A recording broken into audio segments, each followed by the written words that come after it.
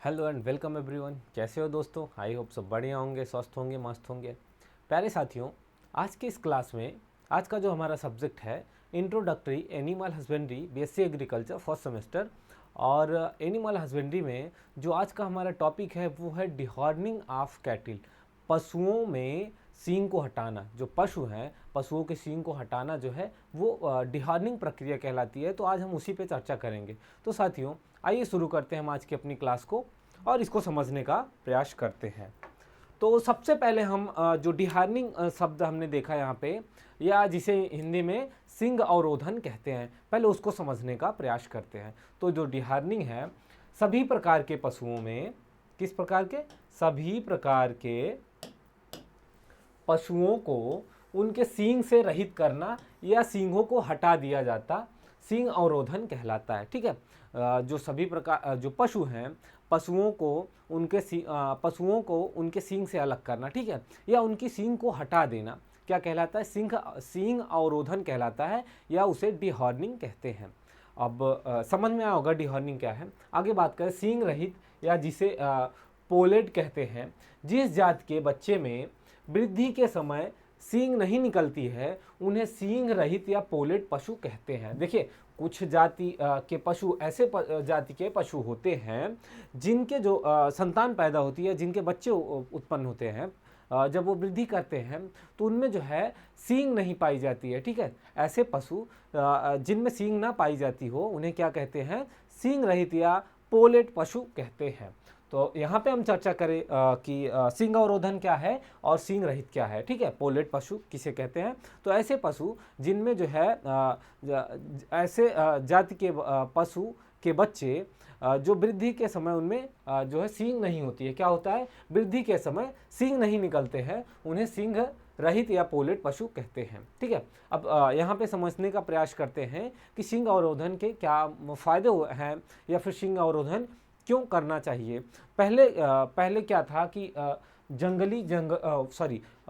जब पशु जंगलों में रहते थे, जंगली दशा में रहते थे, तब प्रकृति ने उन्हें अपनी रक्षा करने के लिए या फिर अन्य विनाशकारी जीवों से बचने के लिए, अपने दुश्मनों से बचने के लिए उन्हें जो सींग है, सींग से वो अपनी रक्षा करते थे। ठीक है। और जब ये विभिन्न पशु जो हैं वो विभिन्न कार्यों के लिए पाले जाने लगे। ठीक है। जब जो पशु हैं ये पहले क्या था कि पशु जो है जंगली अवस्था में रहते थे। ठीक है। जंगली दशा में रहते थे। ऐसे समय में जो उनकी सींग थी वो उनके लिए एक रक्षा कवच थी, क्योंकि वो बड़े और विनाशकारी पशुओं से अपनी रक्षा कर सकते थे सींग के द्वारा। तो लेकिन बाद में क्या हुआ कि जब पशु पाले जाने लगे तो उस समय क्या हुआ कि जो पशुपालक है वो खुद को बचाने के लिए पशुओं से क्या करना, बचाने के लिए क्या करते थे? पशुपालक पशुओं को सींग को हटा देते थे। और उसके बाद जो है जब पशु पाले जाने लगे तो ऐसी अवस्था में क्या हुआ कि जो पशु के सींग हैं वो शोभा के अतिरिक्त कोई अन्य कार्य उनसे नहीं प्रतीत होता, सिर्फ वो पशुओं के शोभा बनाते थे। क्योंकि पशुपालक स्वयं अपने पशुओं की सभी तरह से रक्षा करता है, तो इस प्रकार जो है पशुओं को सींग की आवश्यकता नहीं हुई, सींग की आवश्यकता नहीं होती है। तो इस प्रकार से सींग अवरोधन से अनेक लाभ हैं। अगर लाभ की बात की जाए कि सींग अवरोधन करने के क्या फायदे हैं, तो उसके लाभ की बात की जाए तो सींग अवरोधन के लाभ जो हैं, जैसे कि शक्तिशाली तथा दुर्बल पशु साथ साथ रखे जा सकते हैं। कैसे रखे जा सकते हैं? जो शक्तिशाली पशु हैं उसके साथ दुर्बल पशु कैसे रखे जा सकते हैं कि जो दुर्बल पशु हैं दोस्तों, जो दुर्बल पशु होते हैं, अगर उनके पास सींग रहेगी तो वो क्या करेंगे कि अपनी सहायता कर सकते हैं या फिर अपनी रक्षा कर सकते हैं।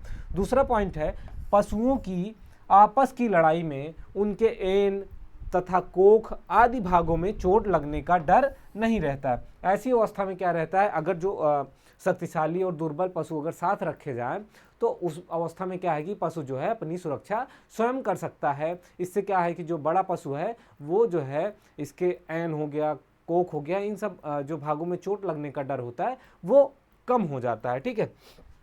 आगे हम बात करें पशुओं की देखरेख। ठीक है। पशुओं की देखरेख, भोजन आदि देने वाले श्रमिकों को उनसे अधिक भय नहीं रहता है। ठीक है। क्या है, जो पशुओं को क्या कहते हैं, जैसे कि अभी यहाँ समझते हैं, अगर पशुओं की जो सींग है उसको हटा दी जाए तो उसके लाभ हैं, जैसे कि दुर्बल और जो विनाशकारी, जैसे कि दुर्बल हो गए और बड़े पशु हो गए, दोनों को एक साथ रखा जा सकता है, क्योंकि अगर दोनों आपस में लड़ते भी हैं तो किसी भी पशु को अधिक चोट नहीं आएगी या फिर चोट नहीं लगेगी, ठीक है। और उसके साथ साथ पशुओं की देखभाल करने के में जो पशुपालक है उसको भी, या श्रमिक है जो पशुओं की देखभाल कर रहा है, उसको भी क्या है, अधिक भय नहीं होता है। क्योंकि कभी कभी ऐसा होता है कि जो पशु होते हैं वो जो श्रमिक होता है या पशुपालक होता है उसे मारने का प्रयास करते हैं। तो ऐसी अवस्था में सींग ना होने पर भी जो भय बना होता है श्रमिकों को वो कम होता है, ठीक है। एक स्थान में अधिक पशु रखे जा सकते हैं, क्या कर सकते हैं कि एक स्थान पे अधिक से अधिक पशु रखे जा सकते हैं और उनके भोजन चारे आदि की व्यवस्था जो है पास में कर सकते हैं, उसको व्यवस्थित रख सकते हैं। पशुओं में पालतू गुण बढ़ाकर सहनशीलता भी बढ़ती है। ऐसे में क्या होता है कि जो पशु हैं उनमें सहनशीलता भी क्या होती है, बढ़ती है, क्योंकि ऐसे पे जब सींग उनके पास नहीं होती है तो वो एक दूसरे से जो है लड़ाई उतना नहीं करते हैं, ठीक है। और सिंह अवरोधन का समय की बात करें कि किस टाइम जो है पशुओं का सिंह अवरोधन करना चाहिए, ठीक है। पशुओं का अवरोधन, जो पशुओं में सिंह अवरोधन है उसको किस टाइम करना चाहिए, किस प्रक्रिया द्वारा करना चाहिए, हम उस पर चर्चा करते हैं। तो सबसे पहले सिंह अवरोधन के समय की बात करें तो पशुओं का जो सिंह अवरोधन है वो किसी भी अवस्था में किया जा सकता है, लेकिन क्या है साथियों, उसे सरलता एवं सुगमता की बात की जाए, सफलतापूर्वक कब किया जा सकता है, तो जब पशु के बच्चे 1 से 2 सप्ताह की आयु में 1 से 2 सप्ताह की आयु की हो जाएं तो उस समय क्या होता है, सींग अवरोधन या फिर डिहॉर्निंग किया जा सकता है। क्योंकि पशुओं की आयु अधिक हो जाने पर उनके सींग को अलग करना सुगम नहीं होता है, साथ ही पशुओं को कष्ट भी होता है। क्या होता है, पशुओं के लिए कष्टदायक होता है। देखिए, सींग अवरोधन का जो समय है, जब पशु के जो बच्चे हैं वो 1-2 सप्ताह के हों तो उस अवस्था में सींग अवरोधन किया जाए तो वो बहुत ही फायदेमंद होता है। अगर जब पशु बड़े हो जाते हैं तो पशुओं का सींग अवरोधन करने में बहुत कठिनाई होती है और उसके साथ साथ क्या होता है कि उनके सींग को अलग करना भी बहुत मुश्किल हो जाता है और इसके द्वारा जो है इसके अलावा जो है पशुओं को बहुत कष्ट होता है, ठीक। आगे हम बात करें तो पशुओं के सींग रोकना, ठीक है, डिहॉर्निंग, यानी पशुओं का सींग रोना या डिहॉर्निंग की कुछ विधियां हैं, उस पर हम चर्चा करते हैं कि कौन कौन सी ऐसी विधियां हैं जिनके द्वारा हम पशुओं का डिहॉर्निंग या सींग अवरोधन या उनके सींग को अलग कर सकते हैं या सींग को उगने से रोक सकते हैं, ठीक है। पहला है बाई डिहॉर्निंग सॉ, ठीक है, और उसके बाद बाई कास्टिक स्टिक और बाई केमिकल डिहॉर्नर, ठीक है। तो सबसे पहले हम डिहॉर्नर द्वारा यहाँ पे समझते हैं कि डिहॉर्नर द्वारा कैसे जो है पशुओं के सींग को रोकते हैं, ठीक। डिहॉर्नर अनेक प्रकार के सींग अलग करने वाले देखिए अनेक प्रकार के सींग जो है अलग करने वाले डिहॉर्नर प्रयोग में हैं, जिनमें सींग को उखाड़ने वाले, सींग को काटने वाले और जलाने वाले जो हैं डिहॉर्नर आते हैं, जिनके द्वारा हम पशुओं की सींग को क्या कर सकते हैं, अलग कर सकते हैं, ठीक।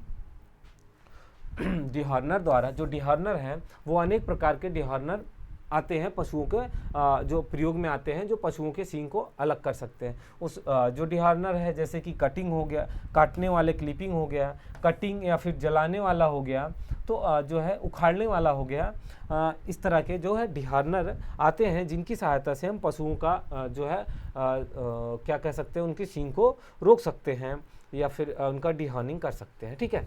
आगे बात करें हम कास्टिक स्टिक द्वारा, दूसरा पॉइंट है यहाँ पे, जैसे कि लाभ की बात की जाए जो डिहॉर्नर द्वारा, बाई डिहॉर्नर द्वारा, तो इसका जो प्रयोग है सादा है, आसान है और कोई विशेष तकनीकी नहीं है, ठीक। और पशुओं के लिए ये थोड़ा सा क्या होता है, कष्टदायी होता है, क्या पशुओं के लिए कष्टदायी होता है।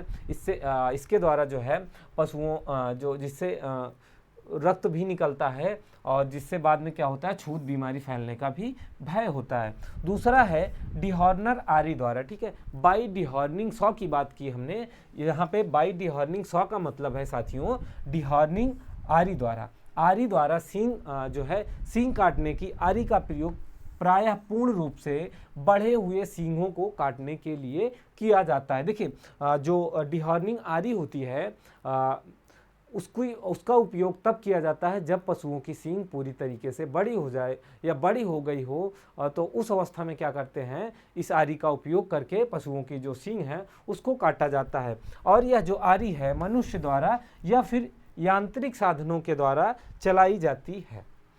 तीसरा है कास्टिक छड़ द्वारा, बाई कास्टिक स्टिक। यह क्या है, तो बाई कास्टिक स्टिक जो है यह एक बढ़िया विधि है, ठीक है, सर्वोत्तम विधि है। इसमें क्या है कि पोटेशियम हाइड्रोक्साइड रसायन की छड़ का प्रयोग करते हैं। क्या करते हैं, देखिए ये कास्टिक छड़ की बात की, ये कास्टिक छड़ होती है, रासायनिक छड़ होती है, ठीक है, जिसके द्वारा क्या करते हैं, पशुओं का जो सींग है उसको क्या करते हैं, हटाते हैं या डिहॉर्निंग प्रक्रिया करते हैं। यह विधि अच्छी विधि मानी जाती है क्योंकि इसमें क्या है, पोटेशियम हाइड्रोक्साइड रसायन की छड़ का प्रयोग करते हैं। यह युवा पशु यानी कि जब पशु 2 से 3 सप्ताह के हो तो उनको सींग से दूर करने के लिए यह उत्तम विधि है। इस विधि में क्या करते हैं, सींग उगने के स्थान के चारों ओर पहले बाल काट देते हैं पशुओं के, जैसे जहाँ पे सींग निकलना होता है उसके चारों ओर का बाल काट देते हैं, ठीक है। बाल काटने के बाद जहाँ पे सींग की गांठ बनी होती है या फिर सींग का जो निशान होता है, निशान बना होता है, उसके क्या करेंगे, उसको थोड़ा सा खुरच देंगे, किससे, खुरचनी के माध्यम से जो है उसको खुरच देंगे, ताकि उसमें क्या होगा, थोड़ा सा रक्त उभरने लगे, रक्त निकलने लगे। फिर जो है इस स्थान पे क्या करेंगे, पोटेशियम हाइड्रोक्साइड की छड़ को एक यांत्रिक कास्टिक होल्डर की सहायता से रगड़ते हैं। क्या करते हैं, जो पोटेशियम हाइड्रोक्साइड की छड़ है हमारे पास, उसको क्या करेंगे, उसी स्थान पे जहाँ पे गांठ दिखाई देती है उसको खुरच के जब थोड़ा सा रक्त मतलब हो जाए निकलने वाला, तो उसी टाइम क्या करते हैं, यहाँ पे पोटेशियम हाइड्रोक्साइड की छड़ को एक कास्टिक होल्डर की सहायता से रगड़ देते हैं, ताकि क्या होता है कि रक्त झलकने लगता है और सींग की जो जड़ होती है, जड़ के अतिरिक्त यह ध्यान रहे कि यह कास्टिक सोडा कहीं अन्य स्थान पर या खाल पर ना लगे। साथ ही रक्त तथा धुला हुआ मिश्रित कास्टिक पोटास बच्चे की आंख में ना जाए, ठीक है। और इस बचाव के लिए हॉर्नर बटन के चारों ओर क्या कहते हैं, वैसलीन का घेरा बना देते हैं और पोटास के कुछ ही क्षण लगाते हैं। जो पोटास की छड़ होती है हमें उसे कुछ टाइम के लिए ही उस पर लगाते हैं। देखिए यहाँ पे हम इसको फिर से समझने का प्रयास करते हैं। जैसे कि कास्टिक छड़ द्वारा जब पशुओं की जो सींग है उसको निकलने से रोकते हैं, तो क्या करते हैं, पहले जहाँ पे गांठ होती है पशुओं की, जो बच्चे होते हैं उनकी जो गांठ होती है जहाँ पे सींग निकलने वाली होती है, पहले उसके चारों ओर क्या करते हैं, बाल काट देते हैं, उसके बाद उस गांठ को खुरच देते हैं, ठीक। उसके बाद जो है जो स्टिक है हमारे पास, रासायनिक स्टिक है, उसको क्या करते हैं, उसको लगाते हैं, थोड़ी देर उसको रगड़ते हैं। और यहाँ पे कुछ चीज़ों का ध्यान रखना होता है, जैसे कि जो पोटास है, जो कास्टिक स्टिक है हमारे पास, वो किसी अन्य स्थान पर ना लगे, ना उसके खाल पे ना लगे। और साथ ही साथ जो रक्त से धुला हुआ रक्त मिश्रित कास्टिक पोटास है वो बच्चे के आंख में ना जाए। उससे बचने के लिए क्या करते हैं कि चारों तरफ वैसलीन लगा देते हैं, ठीक है। तो वैसलीन लगाने का एक फ़ायदा यह होगा कि जो रक्त निकलेगा वो बाहर नहीं जाएगा, क्या उसकी आंख में नहीं जाएगा, वो वैसलीन का जो घेरा होगा उससे उसी के आसपास रुक जाएगा, ठीक है। और क्या करेंगे, यह जो छड़ है उसको थोड़ी देर या कुछ क्षण ही उस पर लगाते हैं। इस प्रक्रिया के द्वारा क्या होता है कि जो उसमें सींग निकलने वाली होती है वो सींग नहीं निकलती है, रुक जाती है उसी पे, ठीक है। इस विधि के लाभ की बात करें तो इस विधि में सींग जो है वो पूर्ण रूप से क्या होती है, समाप्त हो जाती है। और क्या होता है, पशु को सप्ताह से पहले डिहॉर्न कर सकते हैं, ठीक है। क्या करते हैं, पशु को 1 सप्ताह से पहले ही उसको डिहॉर्न कर सकते हैं। भान की बात करें तो इसमें क्या है, बड़ी सावधानी से एवं किसी प्रशिक्षित व्यक्ति की आवश्यकता होती है, क्योंकि जो ये रासायनिक स्टिक होती है, डिहॉर्नर होता है, इसका जो है उपयोग बहुत सावधानी पूर्वक किया जाना चाहिए। आगे बात करें रासायनिक डिहॉर्नर द्वारा, तो कुछ केमिकल पदार्थ हैं जो डिहॉर्निंग, जो पहला पॉइंट, चौथा पॉइंट है यहाँ पे रासायनिक डिहॉर्नर। तो कुछ केमिकल रसायन आते हैं, कुछ रासायनिक पदार्थ होते हैं जो डिहॉर्निंग के कार्य में आते हैं। या हॉर्न बटन पर जहाँ पे उसकी गांठ होती है, जहाँ पे क्या कहते हैं सींग निकलने वाली होती है, उस पर क्या करते हैं लेप लगा देते हैं, लेप की तरह लगा देते हैं ताकि वो आगे ना बढ़े। और इससे बच्चे को क्या होता है, उसको कोई कष्ट नहीं होता किसी प्रकार का, और उसकी सींग आगे नहीं बढ़ती है या सींग नहीं निकलती है। इसका प्रयोग जो है हम जो है इसका प्रयोग आने वाले प्रमुख केमिकल जो होते हैं, कुछ केमिकल्स होते हैं उसका जो मिला के उसको इसका प्रयोग किया जाता है। ठीक, लाभ की बात करें तो यह आसान एवं कम समय लगता है इसमें, और सींग जो है पूर्ण रूप से समाप्त हो जाती है। लेकिन इसकी कुछ हानियां भी हैं। हानि की बात करें तो यह कहीं पर यह रासायनिक पदार्थ नहीं मिलता है। जो ये रासायनिक पदार्थ है ये हर जगह आसानी से नहीं अवेलेबल होता है, और जो है इसका प्रयोग जो है सावधानी पूर्वक करना चाहिए। आगे बात करें हम, अगला पॉइंट है हमारा पशुओं की पहचान करने के लिए चिन्हित करना। आखिर पशुओं को क्यों चिन्हित किया जाता है? तो पशुओं को जो है चिन्हित किया जाता है उनकी पहचान करने के लिए। उनके अंगों पर कोई निशान बना दिया जाता है, कोई चिन्ह बना दिया जाता है, ताकि जो है हम अपने पशुओं को पहचान सकें। अब हम बात करेंगे कि किस तरीके से किया जाता है और क्यों किया जाता है, क्या उद्देश्य होता है, हम इस पर चर्चा करेंगे। तो कुछ पशुओं के प्रमुख अंगों पर अस्थायी या फिर अस्थायी चिन्ह या फिर अंक डालने की क्रिया जो है चिन्हित करना कहते हैं। ठीक है, जो कुछ पशु होते हैं, पशुओं पर अस्थायी या फिर अस्थायी रूप से उनको चिन्हित करना या चिन्ह लगाने की जो क्रिया होती है वो क्या कहलाती है, चिन्हित, पशुओं को चिन्हित करना कहलाता है। पशुओं के चिन्हित करने के कुछ उद्देश्य हैं, हम उस पर चर्चा करते हैं कि किस लिए पशुओं को चिन्हित किया जाता है। तो यहाँ पे पहला पॉइंट है, जैसे कि बड़े बड़े मेलों में एक मालिक के पशु को दूसरे मालिक के पशुओं से जो उनकी पहचान करने के लिए किया जाता है। जैसे कि भेड़ हो गया, गधा आदि के जो झुंड हैं, उसके झुंडों में इसका प्रयोग किया जाता है।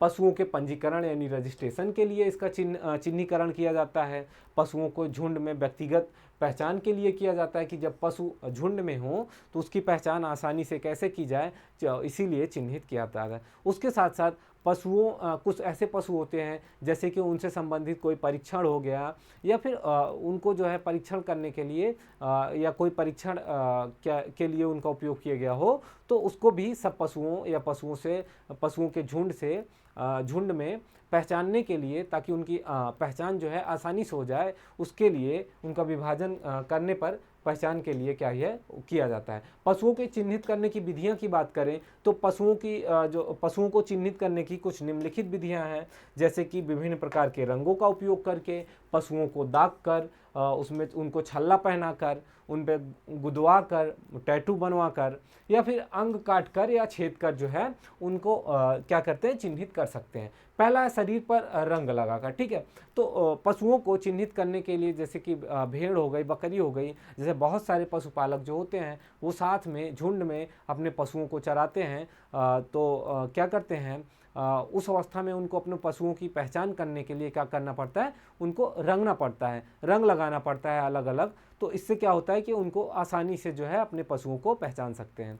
लाभ की बात करें कि इस विधि का क्या लाभ है, तो ये आसान एवं कम समय और सस्ती विधि होती है, और उसके बाद जो है किसी की यंत्र की आवश्यकता नहीं होती है। लेकिन कुछ हानियां हैं कि एक झुंड से दूसरे झुंड को पहचाना जा सकता है, परंतु किसी झुंड के विशेष पशुओं को नहीं पहचाना जा सकता। जैसे कि झुंड में हम अपने पशु जो जैसे कि भेड़ हो गया, बकरी हो गया, उनको आसानी से पहचान तो सकते हैं, लेकिन कोई विशेष पशु जो है उसको पहचानने में थोड़ा सा मुश्किल होगा। ठीक है, उसको नहीं पहचान सकते।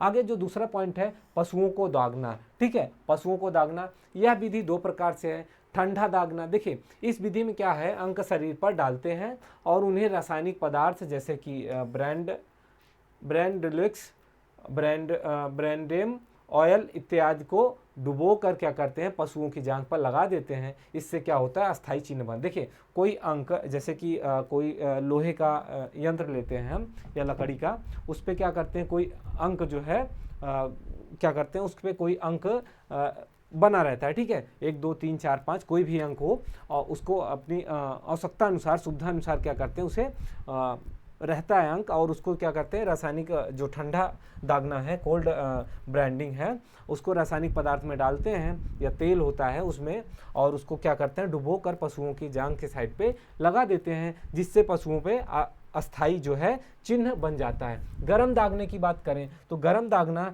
यानी पशुओं पर चिन्ह लगाना, ठीक है, या फिर उन पर नंबरिंग करना। क्या करते हैं कि इसमें जो है पशुओं को नंबरिंग अगर करना है तो उस पर लोहे की छड़ होती है, उसको गर्म करते हैं, गर्म करके लाल करते हैं और लाल करने के बाद उसको पशुओं के शरीर पे लगा देते हैं, जिससे क्या होता है क्या करते हैं कि उस पर नंबर या फिर निशान पड़ जाता है, ठीक है। जैसे कि क्या करते हैं इनके विभिन्न अंगों पे, जैसे कि जांग हो गया, सींग हो गया, खुर आदि पर लगाते हैं, ठीक। लाभ की बात करें, इस विधि से प्रत्येक पशु की पहचान की जा सकती है, ठीक है। कैसे कि हर जो पशु है, हर पशु पे अलग अलग पशु पे अलग अलग नंबरिंग होगी, जैसे 1 2 3 5 जो भी है अपने सुविधा के अनुसार उसको कर सकते हैं। पशु की शरीर पर चिन्ह जो है पशुओं के मरने के बाद भी उस पर रहता है, ठीक। हानि की बात करें तो यह पशुओं के साथ साथ अत्याचारी कार्य है, ठीक है। क्या है कि जैसे कि गरम लोहे को पशुओं को गरम लोहे के द्वारा जो है पशुओं को दागना, यह जो है पशुओं के लिए बहुत कष्टदायी होता है, ठीक। दूसरा, नंबर डालने में लापरवाही से अगर गलत नंबर पड़ जाए, जैसे 6 के स्थान पे 9 हो जाए, तो फिर इसको क्या कर सकते हैं हम, ठीक नहीं कर सकते हैं, ठीक। तो इसके कुछ नुकसान हैं। तीसरा पॉइंट है छल्ला बांधना, टैगिंग करना, ठीक है। छल्ला बांधने में क्या करते हैं कि इसमें धातु के बने हुए कुछ छल्ले लेते हैं जिसमें चिन्ह या नंबर अंकित होते हैं। इसको क्या करते हैं कि पशुओं की गर्दन में या फिर उनके कान में या फिर उनके पूंछ में क्या करते हैं, उसको लगा देते हैं, टैग कर देते हैं, ठीक है। तो इससे क्या होता है कि ये आसानी से पहचान सकते हैं पशुओं को, और जो है यह एक सरल विधि है, ठीक है। इससे पशुओं को किसी प्रकार की कोई हानि नहीं होती है, ठीक। जैसे कि इसका उपयोग भेड़, बकरियों, मुर्गियों आदि में किया जाता है। यह अस्थायी रूप से लगा सकते हैं, कम समय तथा सरल तरीका है। हानि की बात करें, छल्ले या पत्ती पर लिखे हुए अंक, ठीक है, छल्ले या फिर पत्ती पर जो उसको छल्ला लगाते हैं उस पर लिखे हुए अंक या चिन्ह जो है पास से ही दिखाई देते हैं। दूर से पशु के पहचान नहीं की जा सकती उस पर क्या नंबर पड़ा हुआ है, क्योंकि वो छोटे होते हैं, छल्ले होते हैं, ठीक है। तो इसकी वजह से जो है इसको पास से नहीं पहचान सकते हैं। आगे बात करें, गोदना या फिर जिसे टैटूइंग भी कहते हैं। इस विधि में क्या करते हैं, एक यंत्र होता है, यंत्र की सहायता से पशुओं के कान के बाहरी ओर, जो कान का बाहरी हिस्सा है, उस पर क्या करते हैं, इनर साइड ऑफ द पैना, ठीक है, या फिर पूंछ की जड़ में, ठीक है, बेस ऑफ द टेल, अंदर की ओर चिन्हित करते हैं। या मशीन हाथ से चलने वाली होती है या फिर विद्युत से चलने वाली होती है। इस पे क्या होता है, अंक या फिर गोदना, एक स्याही होती है, स्याही भी या इंक लगी होती है, यह चमड़ी में प्रवेश कर जाती है और इस प्रकार क्या है कि गोदे हुए अंक अथवा चिन्ह जो है अस्थायी रूप से दिखाई देते हैं। या गाय भैंस में कि इसका प्रयोग किया जाता है। जैसे कि आप सब जानते हैं, जैसे टैटू, वही आजकल फैशन में लोग बहुत ज़्यादा टैटू भी करवाते हैं अपने शरीर पे, तो वैसे ही पशुओं को चिन्हित करने के लिए जो है, उनकी पहचान करने के लिए हम पशुओं पर भी टैटूइंग करवा सकते हैं, ठीक है, नंबर डालकर या कोई निशान बनाकर उस पर टैटूइंग कर सकते हैं पशुओं को। अब आगे बात करें तो यह कम समय में और आसान विधि होता है और बहुत खर्च नहीं होता है। हानि की बात करें तो इसमें पशु को मशीन से गोदने पर पशुओं को कष्ट होता है और जो है अंक जो है इसमें दूरी से पहचान में नहीं आता है। अगला है कान काटना या छेद करना, ठीक है, नोच या फिर पंचिंग। देखिए, पशुओं को चिन्हित करने के लिए कान काटना या फिर उनके छेद करना जो है, यह भी चिन्हित करने के लिए यह प्रक्रिया भी यूज में लाई जाती है। बाह्य कान के विशिष्ट भाग को क्या कहेंगे, नोचिंग या फिर पंचिंग मशीन द्वारा कान के बाहरी हिस्से को नोचिंग या पंचिंग मशीन द्वारा जो है काट कर छेद किया जाता है, ठीक है। और यह विधि जब पशु युवा हो जाएं तो उस अवस्था में अपनाई जाती है, जब पशु बड़े हो जाएं तब, ठीक है। पशुओं के कान के बाहरी हिस्से में या तो उनको काट कर या फिर उनको छेद कर उस पर निशान बनाया जाता है। यह विधि सरल एवं सस्ती तथा कम समय वाली होती है और जो है व्यक्तिगत पशु को आसानी से पहचाना जा सकता है, लेकिन इसकी कुछ हानियां भी हैं। कान पर बने नोच एवं होल्स के कारण पशुओं की सुंदरता कम हो जाती है। क्या होता है, जो कान पे हम नोच बनाते हैं या होल करते हैं, जिसकी सहायता से हम पशुओं को आसानी से पहचान तो सकते हैं, लेकिन हानि की बात करें तो पशुओं की जो शोभा होती है, उनकी सुंदरता होती है, इसके द्वारा कम हो जाती है। तो दोस्तों आज का जो हमारा सेशन है हम इसको यहीं समाप्त करते हैं। आज हमने समझा कि सिंगरोधन क्या है और सिंगरोधन की क्या विधि होती है और किन किन विधियों द्वारा हम सिंगरोधन पशुओं में कर सकते हैं। उसके साथ साथ हमने यह भी समझने का प्रयास किया कि पशुओं को चिन्हित करने के क्या फ़ायदे होते हैं और किस विधि से किया जाता है। तो दोस्तों आज की क्लास को हम यहीं समाप्त करते हैं। मिलते हैं अगले वीडियो में। जय हिंद, जय भारत।